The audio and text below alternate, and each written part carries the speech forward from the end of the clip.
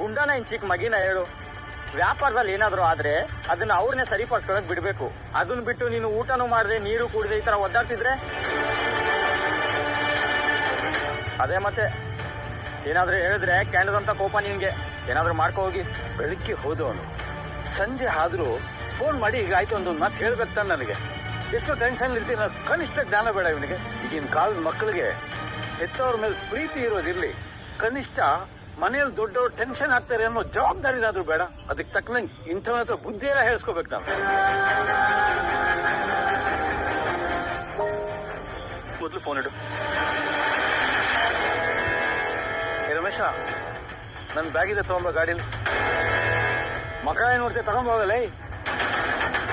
ದೊಡ್ಡ ಮನುಷ್ಯ ಆಗ್ಬಿಟ್ಟ ಅವನು.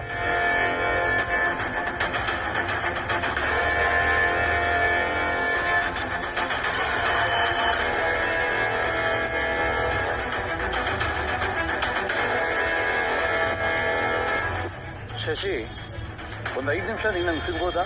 Okay sir. ಸ್ವಲ್ಪ ನನ್ನ ಮಾತು ಕೇಳಪ್ಪ.